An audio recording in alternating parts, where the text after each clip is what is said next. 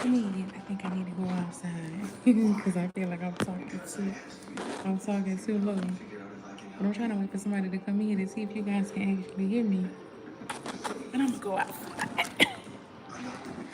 So I am at the dealership because I had to come and get the oil change on the car. So Dean, which way can I go? Oh, I think I can go right. Um, so yeah, so I'm at the dealership because I'm getting the car service. Ooh, it's cold out here. So I'm waiting on them to service the car, getting the oil change and everything, because it's time for it. But I wanted to come back because I told you guys, what's today? Monday. I think I told you guys yesterday that I was gonna come and talk about just some things that I think people should be aware of as far as like invitation etiquette, right? So, this like there's no particular order to this. This is just things that I came up with based off of my experience of people sending invites and other things. Okay, so here we go. So, things that I feel that people should be aware of as far as invitation etiquette. Don't send, I know we can't control when things happen. Okay, that's understandable. But don't send an invitation out if you're not 100% sure that this event is going to take place. And if it's going to be canceled, try to give proper notice. And then, don't let this be a reoccurrence. Like, because if you're a person who's doing this every year or every time, for example, I'm going to use myself for an example. So we had a family friend or family member who sent an invitation last year for a birthday celebration. Week of cancels, right? And then rescheduled again. And then it got to the point where we were just like, okay, we're not going all together. Boom. This year, same thing, same family member, same thing, birthday celebration. They sent an invitation for the celebration. Week of the event, cancel again. And I'm just like, okay, well, we're not doing this year. We're just not going to do this. Like, I'm the type of person where I set my schedule out like months in advance for some things, and like week to week. Because when you have kids and when you just have a life, that's just things that you have to do. You can't just wing it in certain instances. So a lot of times my weekends are already planned. So for me to set my weekend aside to make plans to attend your event, and then you cancel, you're constantly canceling. Like, just don't send me an invitation at that point. Just don't send it. Let me know about the birthday. I'll send you a card. I will, send you well wishes and all of that. But don't do that. That's just inconveniencing my time, or just it shows me that you don't really appreciate the time that people put into wanting to attend your event, or potentially spending money to attend your event. Okay, so that's one thing.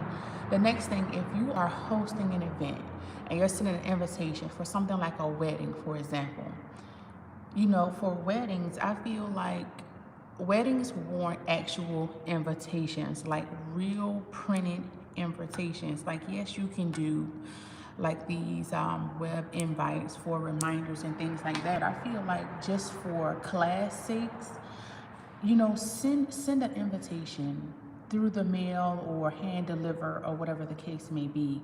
And then also remember to send your reminders, send your follow-ups. And then if you are a person who's receiving the invitation, especially for weddings, please RSVP by the time that they ask you to, for any event for that sake. Well, for weddings, because people are spending so much money for weddings. You guys, I remember for my wedding, like, I planned 2 years out for my wedding, so it wasn't just a quick turnaround, because I wanted to give myself time to plan. I wanted to give myself time for hiccups. I just wanted to give myself time because I didn't want to feel rushed. I didn't want to feel overwhelmed, right?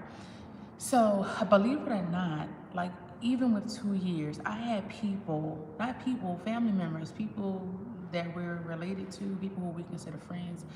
We had people on the day of our wedding who messaged me, oh, I'm sorry, I'm not gonna be able to make it to your wedding. Like, are you serious? Are you really like serious? Like, we paid out of pocket for each plate.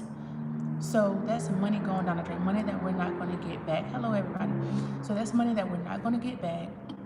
And I'm not one of those people who feel like when you invite people to your wedding, you have to make them pay for their attendance. I feel like that's just tacky, because if you can't afford to pay for your guest meal, then you shouldn't be having a wedding.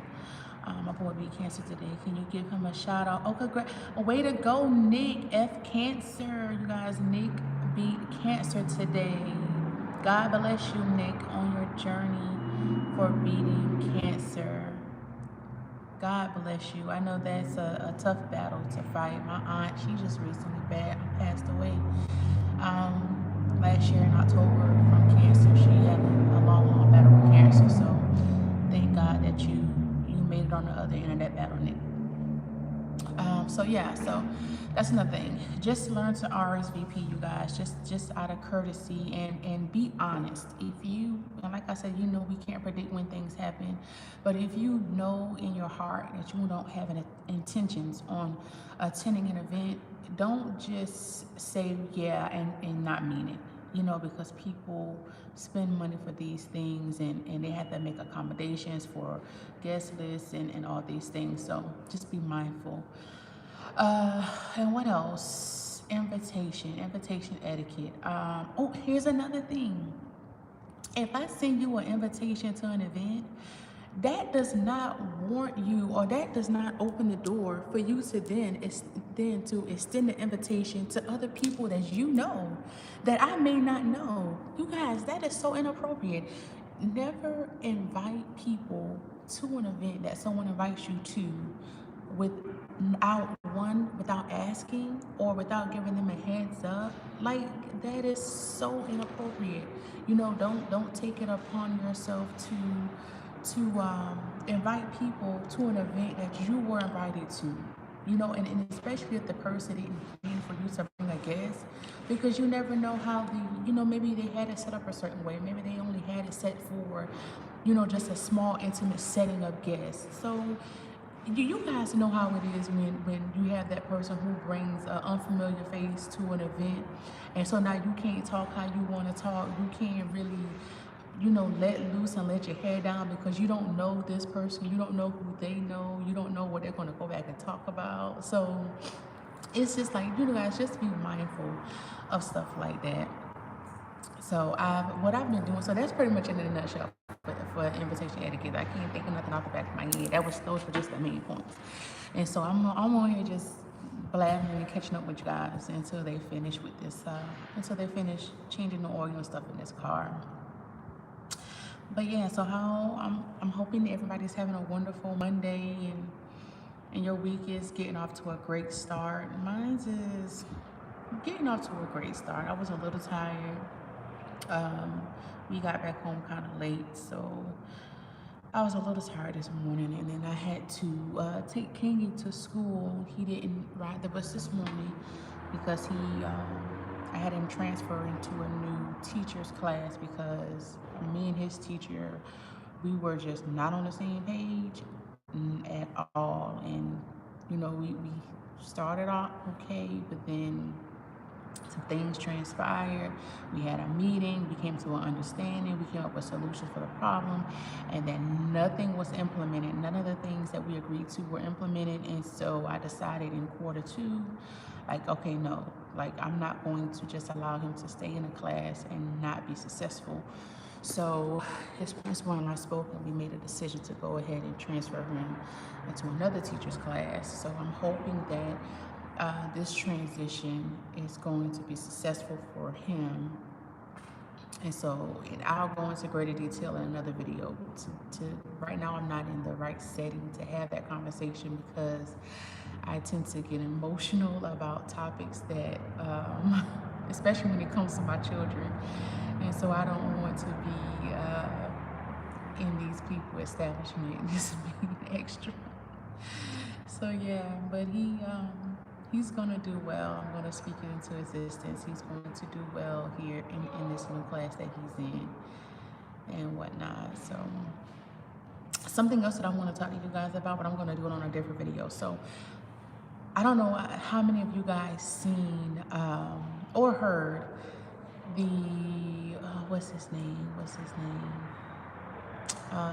Ricky Smiley, the Ricky Smiley Morning Show.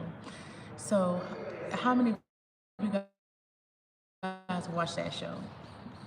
If you do, you probably recall the conversation that they had pertaining to Dr. Carrie, I think that's her name, Jamal Bryant's wife, in reference to the infamous